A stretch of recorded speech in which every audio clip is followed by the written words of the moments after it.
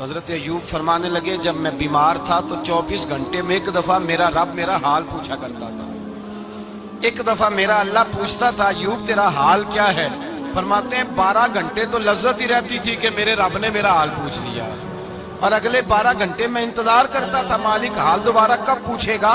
فرمانے لگے اب صحت تو ہو گئی ہے پر اب میرا رب میرا حال تو نہیں نہ پوچھتا. بھائی مشکلات جو ہوتی ہیں وہ تو تجھے سجا دیتی ہیں، سوار دیتی ہیں. تجھے یاد آتا ہے کوئی اپنا، جب تجھے درد ہوتی ہے نا، تکلیف ہوتی ہے، پھر تیرا دل کرتا ہے کوئی کندھا ملے جہاں میں سر رکھ کے رہوں. پھر اسی لیے تو کسی درویش سے کسی نے پوچھا تھا اپنا کون ہوتا ہے؟ تو کہا جو تجھے دکھ کے وقت یاد آئے وہ تیرا اپنا ہے. جو تجھے عین آزمائش کے وقت یاد آئے اور تجھے اس کا نمبر فوراً تیرے موبائل پہ چلنے لگے وہ تیرا اپنا سجن ہے جس کو تو دکھ کے وقت یاد کرے. تو بھائی مشکلات کے بعد جو اللہ آسانی دیتا ہے. حضرت ابراہیم کو آگ میں بھی پھینکا گیا، حضرت ابراہیم علیہ السلام کو ستایا بھی گیا، نکالا بھی گیا، لیکن جب ان مشکلات سے گزرے تو میرا رب فرماتا ہے وَإِذِ ابْتَلَىٰ إِبْرَاهِيمَ رَبُّهُ بِكَلِمَاتٍ فَأَتَمَّهُنَّ قَالَ إِنِّي جَاعِلُكَ لِلنَّاسِ إِمَامًا. کہا جب ابراہیم پورے اترے تو پھر ہم نے انہیں امام بنا دیا. یا اللہ کس طرح کی امامت دی؟ فرمایا میں نے اتنی اعلیٰ شان عطا کی ہے کہ اپنے لاڈلے رسول کو جناب ابراہیم کی نسل میں پیدا فرما دیا ہے. میں نے مصطفیٰ کو ان کی نسل میں پیدا کر دیا، قیامت تک کے لیے ان کا وقار بڑھا دیا. اللہم صلی علی محمد وعلی آل محمد کما صلیت علی ابراہیم وعلی آل ابراہیم. ان کی عظمت بڑھا دی اس لیے کہ جب وہ آزمائش سے گزر کر کے آئے پھر جو آسانی دی. میرے نبی پاک صلی اللہ علیہ وسلم نے دین ابراہیمی کی بہت ساری چیزوں کو رکھا، کہا میں ملت ابراہیمی پہ ہوں. جب کوئی مشکلات کو عبور کر کے آتا ہے، جب کوئی تکلیفیں سہ کر کے آتا ہے، اس کے لیے جو اجر ہوتا ہے، اس کے لیے جو پھر اللہ کتنی ذرا بڑی توجہ کیجئے گا. لوگ سمجھتے ہیں فلاں آدمی مشکل میں ہے تو شاید مشکل میں ہی رہے گا، فلاں آزمائش میں ہے تو شاید میرا اللہ فرماتا ہے ایک مشکل دے کے میں 2 آسانیاں بھی دوں گا. تم مشکل دیکھ رہے ہو، مشکل نہ دیکھو، وہ جو اس کو بعد میں آسانی آنے والی ہے، اور ڈبل جو میں اس پر نعمت کرنے والا ہوں اس کو دیکھو.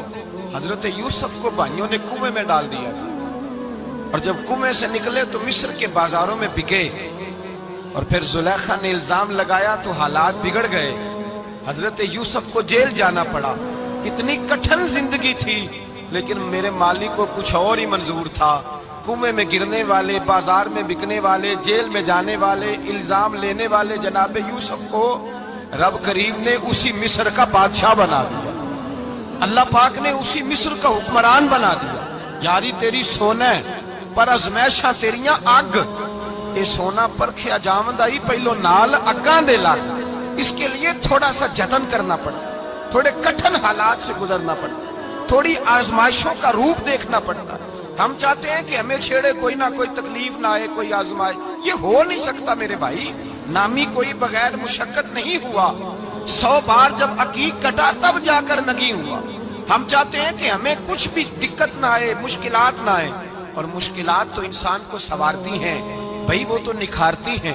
کبھی پوچھا کرو جا کر کے کسی گندم کے دانے سے کہ تو کہاں سے ہو کے آیا ہے، کہاں سے نکل کے آیا ہے، تو وہ بتلائے گا کہ بڑے مشکل مراحل سے گزرا ہوں اور پھر اللہ نے مجھے طاقت دی ہے کہ میں انسان کے وجود کا حصہ بناؤں. تو بھائی کٹھن مراحل، آزمائشیں، تکلیفیں یہ انسان کو بڑا انسان بنا دیتی ہیں.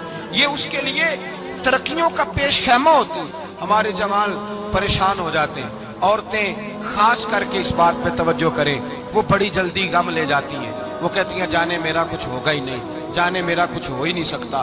میرے بھائی درجنوں اور بیسیوں لوگ ایسے ہیں جن کی اولادیں نہیں تھی لیکن نام ان کا ان سے بھی زیادہ ہے جو بڑے بڑے صاحب اولاد. حضرت خواجہ معین الدین اجمیری کو جانتے ہیں آپ لوگ؟ نہیں، جو جانتے ہیں وہ بولے. جانتے ہیں جی؟ لو جی کافی سارے جانتے ہیں، تھوڑے جی رہ گئے. جانتے ہیں نا خواجہ صاحب کو؟ ان کے کسی بیٹے کو جانتے ہوں؟ نہیں جانتے، نہیں جانتے آپ ان کے بیٹے. حضرت خواجہ معین الدین اجمیری رحمت اللہ تعالیٰ علیہ کے بیٹے کو نہیں جانتے، لیکن ویسے آپ ہندوستان میں کسی آدمی کو چھیڑ کے دیکھیں وہ کہے گا میں خواجہ صاحب کا روحانی بیٹا ہوں، میں اولاد ہوں. حضرت غوث اعظم رضی اللہ تعالیٰ عنہ کی اولاد کو کم لوگ جانتے ہیں، لیکن آپ ویسے کسی کو پوچھ کے دیکھیں 11ویں والا پیر کون ہوتا ہے، ہر آدمی ہاتھ اٹھا کے بتائے گا خدا کے فضل سے ہم پر ہے سایہ غوث اعظم کا، ہمیں دونوں جہاں میں ہے سہارا غوث اعظم۔ لوگ جھوم کے بتلائیں۔ میرے بھائی یہاں لوگ پریشان ہو جاتے ہیں کہ اولاد ہوگی تو یہ ہوگا، فلاں ہوگا تو یہ ہوگا۔ بھائی ایسی کوئی بات نہیں، میرے پاس پیسے ہوتے تو میرا ابا بیماری سے فوت نہ ہوتا۔ جو مالدار ہوتے ہیں تو کیا وہ بچ جاتے ہیں؟ حضرت اسرائیل انہیں چھوڑ جاتے ہیں؟ او خدا کے بندے تو کیسی بات کر رہا ہے؟ یاد رکھ، یہ جو آزمائشیں ہوتی ہیں، یہ جو تکلیفیں ہوتی ہیں، یہ جو تھوڑے سے مشکل حالات ہوتے ہیں۔ حضرت یونس علیہ السلام کی دوستی ہوگی حضرت جبریل امین سے، جناب جبریل ملنے آئے۔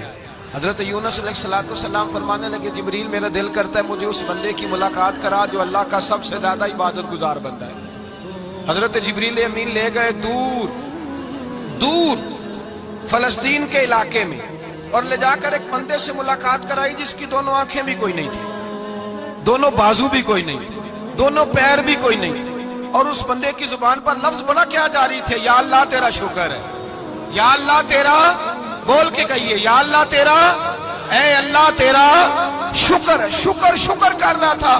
حضرت جناب سیدنا یونس علیہ السلام کہنے لگے میں نے تجھے عبادت گزار کو ملانے کو کہا تھا، تو کہاں لے آیا؟ حضرت جبریل کہنے لگے یا یونس، یہ ہر چیز جانے کے باوجود اپنے رب کی رضا پہ راضی ہے۔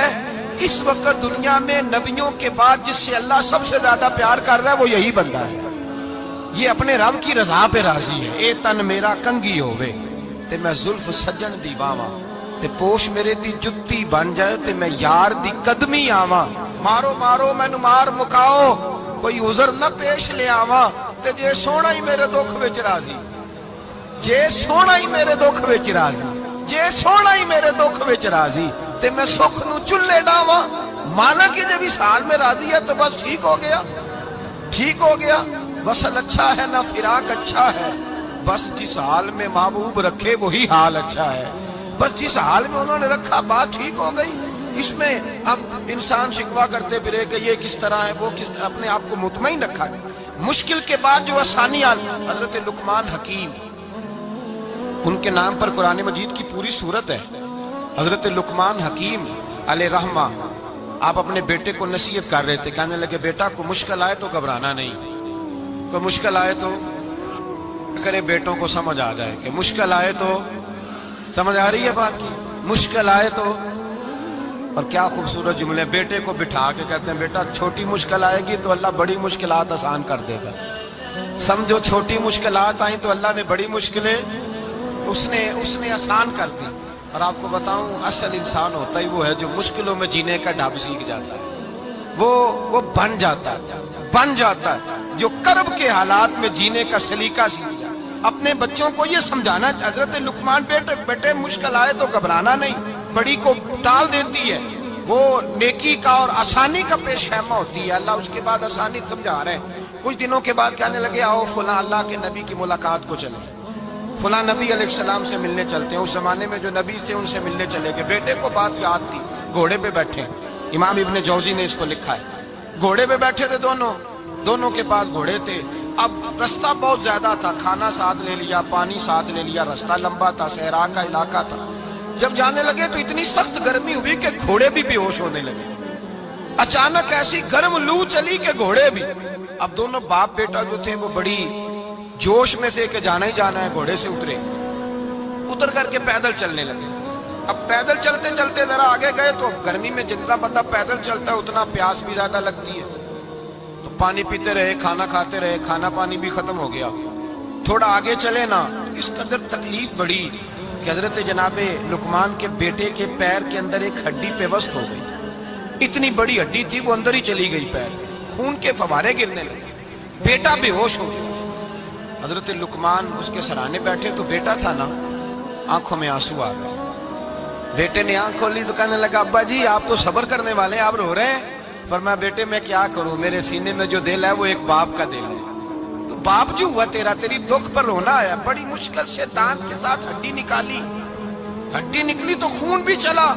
صاحب زیادہ کہنے لگا حضور آپ نے تو کہا تھا ہر مشکل کے بعد آسانی ہوتی ہے اور چھوٹی مشکل دیکھ کے اللہ بڑی سے بچا لیتا ہے تو ہم تو اچھے کام چلے تھے، مشکل پہ مشکل، مشکل پہ مشکل، یہ کیا ہے؟ حضرت لقمان کہنے لگے بیٹا نہ تو رب کی حکمتوں کو جانتا ہے نہ پوری طرح میں جانتا ہوں، لیکن جو میں نے کہا تھا وہ بات سچی ہے۔ فَإِنَّ مَعَ الْعُسْرِ يُسْرًا إِنَّ مَعَ الْعُسْرِ يُسْرًا، اللہ ہر مشکل کے بعد آسانی عطا فرمائے گا، اور فرمایا میرا ایمان ہے کہ ضرور عطا فرمائے گا۔ یہ بات کہہ رہے تھے کہ سامنے سے دھواں اٹھا، اتنا سخت دھواں اٹھا کہ آپ نے سوچا شاید وہاں بات یا وہاں جاتے ہیں۔ وہاں چلنے لگے تو پیچھے سے کسی نے آواز دی ٹھہر جاؤ، رکو، وہیں رک گئے۔ تھوڑی دیر گزری تو کہا رک جاؤ، جب رکے تو ایک بولنے والا بولا، کہنے لگا تمہارے لیے تھوڑی دیر کے بعد جانوروں کا بندوبست کر دیا جائے گا، کھانے کا بھی بندوبست ہو جائے گا، بچے کا پیر بھی صحیح ہو جائے گا، چلے جانا لیکن ذرا ٹھہرو۔ حضرت لقمان کہنے لگے بولنے والے تو کون ہے؟ تو کہنے لگے میں اللہ کا فرشتہ ہوں، میں اللہ کا فرشتہ ہوں۔ کہا اللہ کے فرشتے اور یہ سارا کچھ کیا ہے؟ تو فرشتہ کہنے لگا اصل بات یہ ہے کہ سامنے بستی پر مجھے عذاب نازل کرنے کا حکم ملا تھا، آپ بڑی تیزی سے آ رہے تھے، میں نے رب سے دعا کی کہ اللہ اس باپ بیٹے کی غلطی کوئی نہیں، مہربانی فرما۔ رب نے پہلے آپ کو صحرا میں الجھایا، پھر میری دعا کی برکت سے آپ کے گھوڑے ٹھہر گئے، پھر میری دعا کی برکت سے آپ کا پانی ختم ہوا، پھر میری دعا کی برکت سے آپ کے بیٹے کو زخم آیا، پھر میری دعا کی برکت سے سامنے سے دھواں اٹھا۔ فرمایا یہ جو تمہیں مشکل پہ مشکل آ رہی تھی، یہ تو میرا رب تمہیں عذاب سے بچانا چاہ رہا تھا، یہ جو تمہیں مشکل پر مشکل آ رہی تھی تو میرا مالک تمہیں عذاب سے بچا رہا تھا، تم سمجھ نہیں رہے تھے۔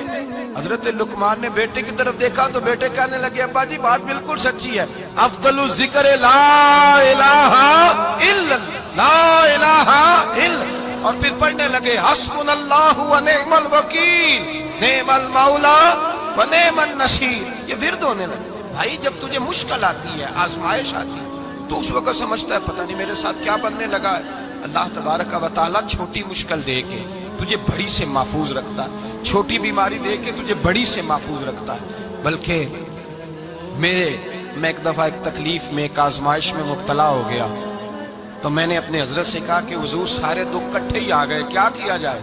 تو آپ فرمایا